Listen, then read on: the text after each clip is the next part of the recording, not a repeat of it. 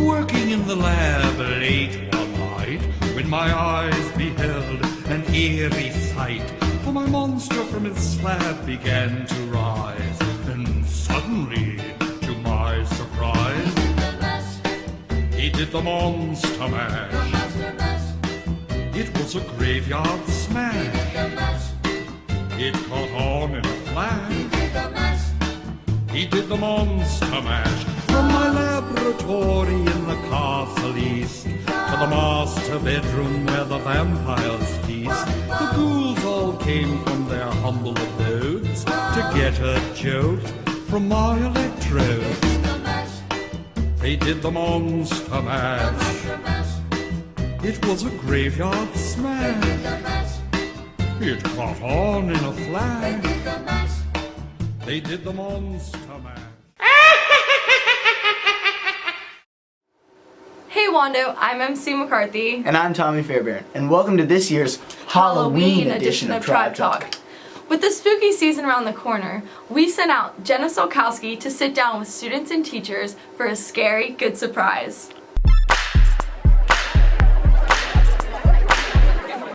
Here at Wando, our students and faculty can easily get lost in the maze of competition.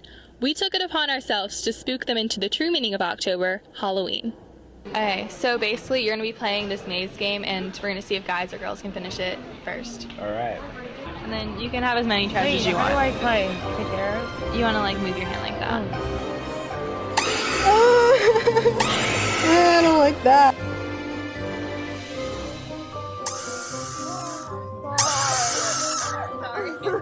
Alright, that's the hard part. Skirt. Oh yeah. Oh god, what? Oh. You got it.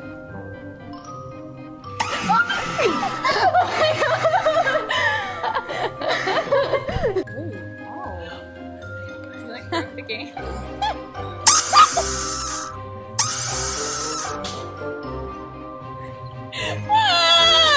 Okay, then we fought this. I gotta go. Ah! Oh god! Ah! Not cool! Not cool at all!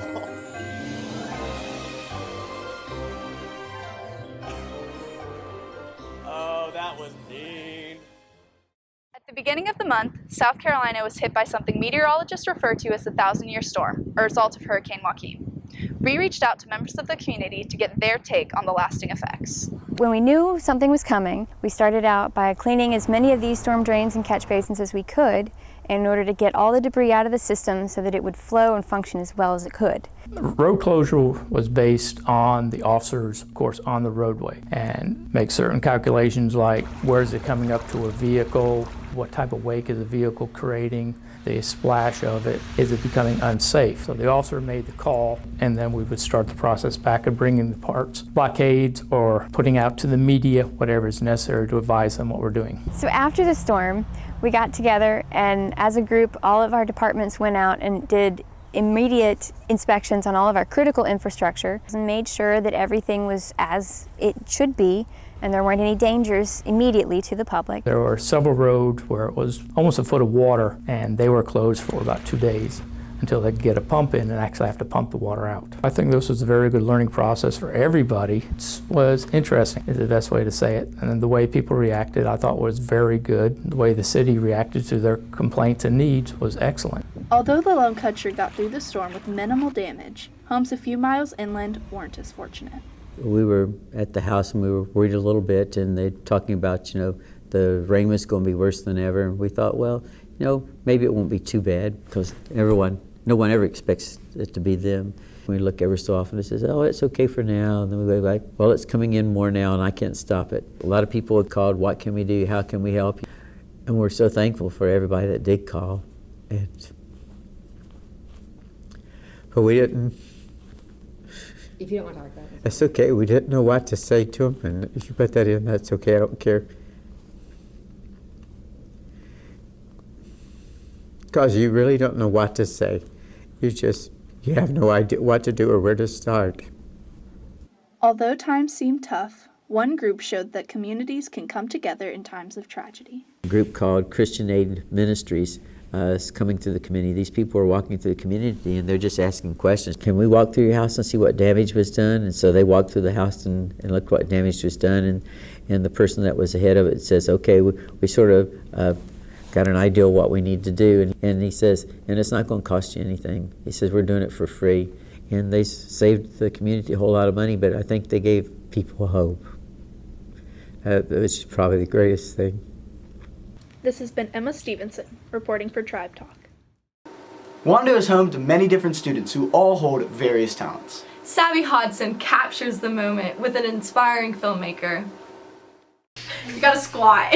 Having a knack for film and photography ever since she was young, Sam Becker finds a way to stand out from the crowd. I started in 6th grade when I used to go on YouTube and I would Google stop motion videos of American Girl dolls. When I watched those videos, I was really inspired by how someone was able to take a picture of an inanimate object and make the dolls come to life. What began as a childhood pastime developed into a love for filmmaking. I have 2 favorite pieces that I've done so far. One is a sci-fi type thing. It's about a girl that's paranoid that the aliens are coming, and when they do come, it turns out to be my Persian cat who looks like an alien, and that was a really fun piece to make.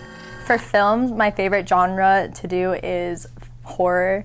I went to a film camp in Maine this summer and I made a horror film, and that was my first big production. We had a film crew and everything, and it was really awesome to do that because that's definitely my favorite genre, because I feel like there's so much you can do with it, with special effects and makeup and all of that, and you can get a bunch of cool shots that are normally out of the norm. With her hard work and dedication, Sam and her family have high hopes that her hobby will expand into a future career. I definitely think filmmaking and photography together make me who I am today, because it's the way I can express myself and really show my style and what I'm capable of doing. It's been a passion of hers, film has, for so long that I think it's a great future for her. Samantha's interest in film today is her career path, and she has actually been courted by several film schools and is choosing as we speak where she's going to go.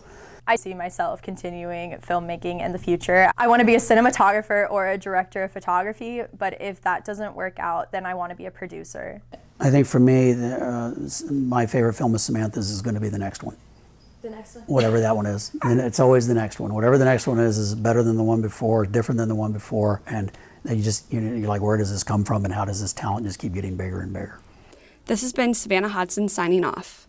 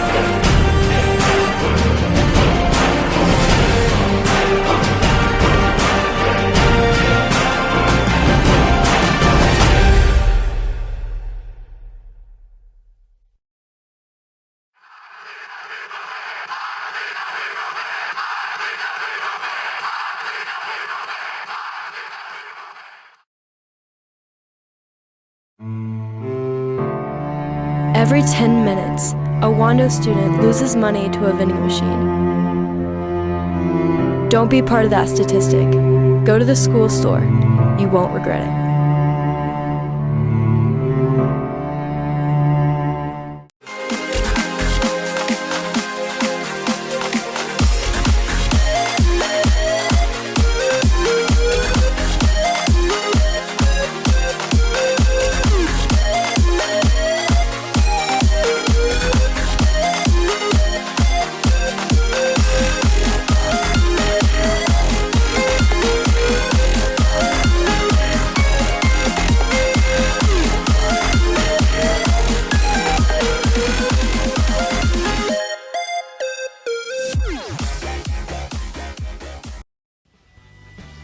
Oh my gosh, are you a cat? Yeah, yeah, I'm gonna be a cat for Halloween. You guys are cats? I'm a cat too. No way. What's in my ear?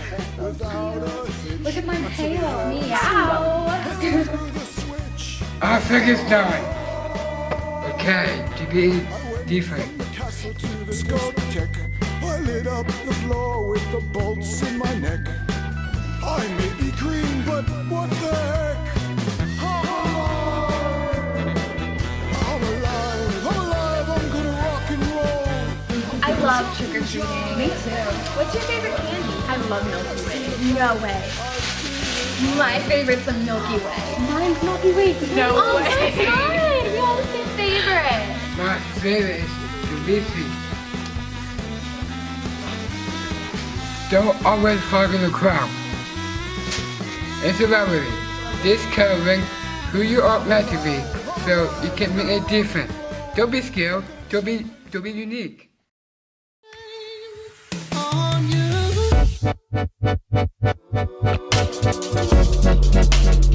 This week on The Rewind, we look at the most recent freshman welcome, student council's trip to New Orleans, and student media's time in Columbia. Getting involved was the theme last Wednesday at Wando's most recent freshman welcome. Freshman parents and students came to learn how to make the most of high school. Scholarships, school activities, and involvement were all encouraged for these first years. On October 9th, Student Council took a weekend trip down south to the Big Easy for the NASC workshops and awards. A big congrats to Wando's team, bringing home third place for the School Family Relations Project. Last Thursday, the 22nd, newspaper, Tribe Talk, Yearbook, and The Outlet took a field trip to the University of South Carolina for the annual SCSPA convention. Here, students learned how to improve all aspects of their journalistic abilities. Shout out to Yearbook Sophie Winnick and Taylor Scott, both bringing home noteworthy awards. Shame, but I place my shame on you.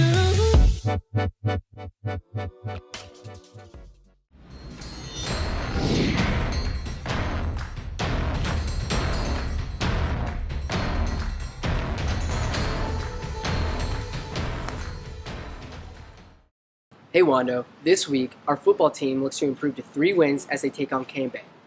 The volleyball team is 10-0 in region play as the boys swim team became state finalists this past week. Now, let's take a dive in to see one of Wando's most talented surfers.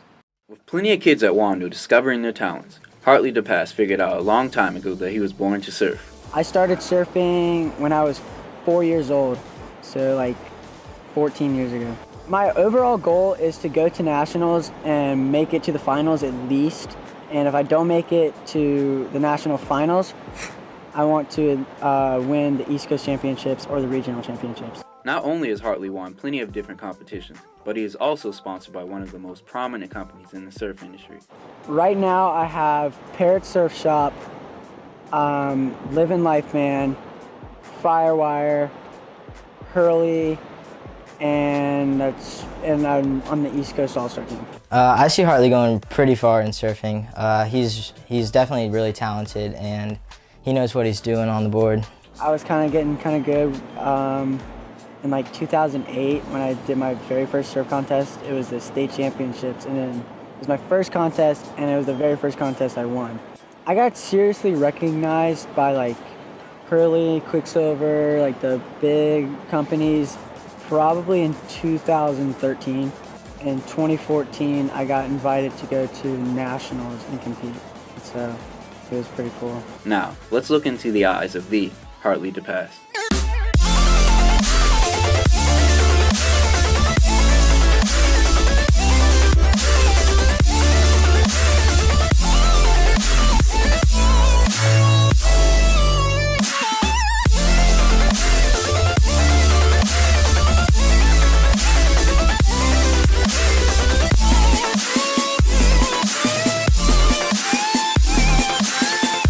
This has been JD Swinton, reporting for Tribe Talk. As our generation progresses, more and more people find themselves seeking help for mental health. Violet West helps raise awareness. Mental health problems are a complication that affect over 4 million teens in America today. The most common mental health problems that affect teens today that I have recognized is depression and anxiety. Those are the two biggest.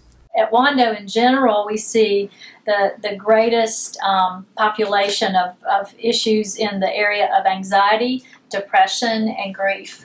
Having depression or anxiety as a teenager can definitely affect families. Therefore, sometimes parents don't know how to deal with their teenager suffering from depression. They want to say, snap out of it, when it's much deeper than that. Fortunately, there's a wide range of ways for teens to deal with these difficulties. Treatments that can be used for anxiety and depression lots of times is medication. There are also holistic approaches, which is maybe getting more exercise or finding activities that you enjoy, art, music, those types of things. So hopefully, even if someone does begin medication, if the medication is not needed anymore, they have found a different outlet that they can express themselves for that depression or anxiety to be released. There are some common symptoms to watch out for if you think someone may be suffering. Anxiety where it's to the point that you're not able to function on a normal everyday basis would be feeling like you're trapped inside your own body. It's a lot of worry, a lot of nervousness. If it's depression, you'll see that maybe your friends don't want to go out anymore. They seem tired all the time. They're sad all the time, and they'll talk about that they're sad a lot of times. Wanda students dealing with mental health problems don't have to look far for help. Wando has some wonderful counselors here. You may not know them necessarily, but they're always here to help you. So if someone's suffering from anxiety, depression, OCD, eating disorders, self-harming, there's always the guidance counselors here. We usually have 3 different small groups at Wando. All the kids who've been through it just say it's the best thing because that's what you need. You need to talk about it. These disorders are real. They don't need to be put off. Go get help, whether it's talking to a teacher that you trust. There's plenty of resources out there that can help you. This has been Violet West reporting for Tribe Talk. The new building, or the CAS, has made its way into the daily schedule of many Wando students. But one program in particular has grown of and in itself. Sydney Holiday reports.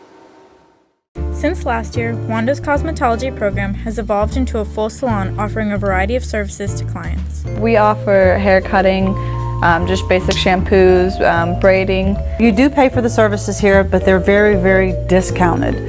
The profits made from these services are put towards bettering the program to offer more opportunities for students. The money goes back into my program so I can purchase more products needed. This class is very beneficial to students looking to pursue a career in cosmetology by teaching them skills they will need in the industry. Besides the obvious being technical skills on how to work with hair, more importantly is customer service skills and dealing with clients. Skills that this class has taught me, different people skills to just being able to kind of look at somebody and figure out what would look good on them. The cosmetology program has changed substantially since last year. Students went from studying basics and doing bookwork to learning to operate a real salon. Changed the curriculum up a little bit this year. Last year I taught the students haircutting during the first semester. I found that the challenge was when we opened the salon in March or April last year, we opened the salon.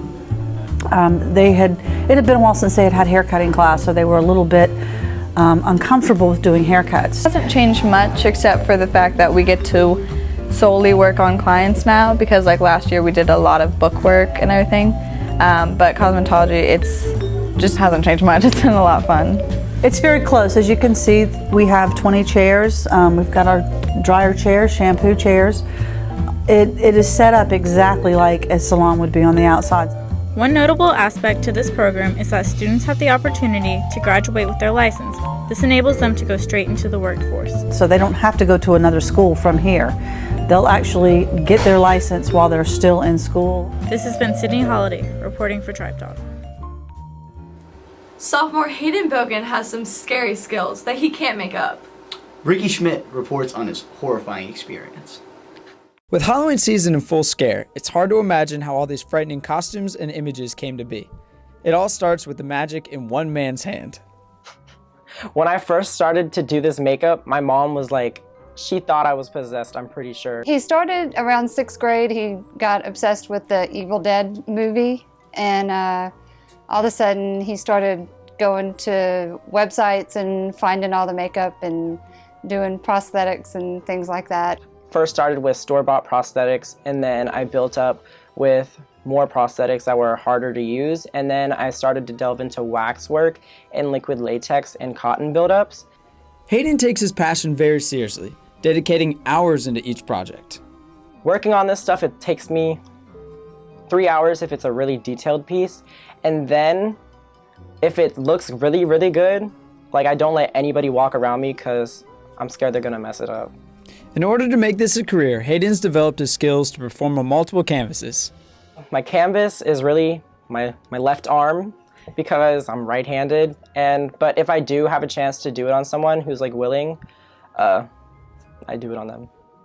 To put Hayden to the test, I agreed to be a canvas for one of his favorite designs. Today I think I'm gonna do a road rash look.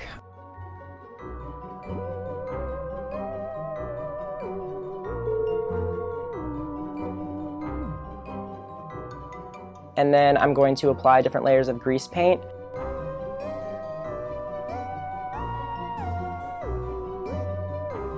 Fake blood using stipple sponges in different brushes that I have.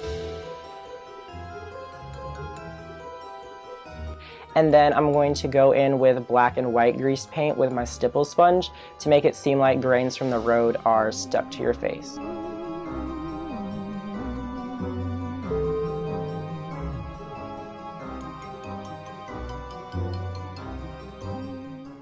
Unfortunately, this has been Ricky Schmidt reporting. Halloween is right around the corner, so we put together some DIY costumes for those of you who tend to do things last minute. Let's start off things sweet with our first outfit. For this costume, all you're going to need is a sweatshirt, sweatpants, candy, and tape. Feel free to eat the candy, but make sure you save the wrappers, because for the next step, you'll tape them onto your clothes.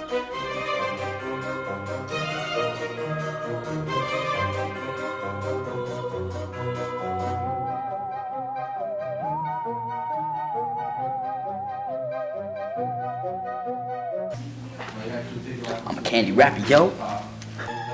Next one, you will need black socks, black shoes, overalls, a yellow shirt, and glasses.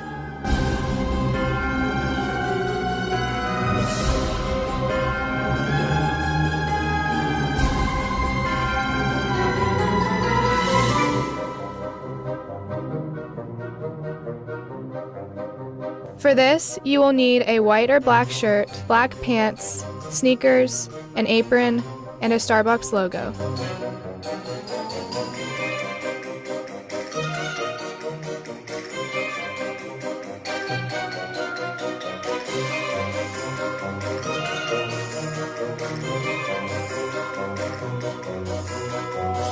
And for this last costume, you will need athletic wear, sneakers, a hat, and a soccer ball.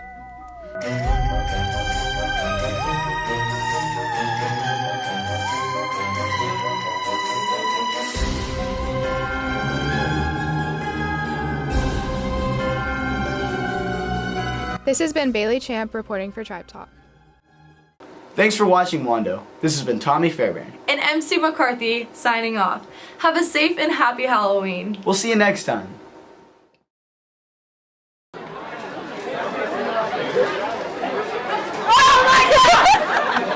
Bailey Champ takes on mask. Let's go.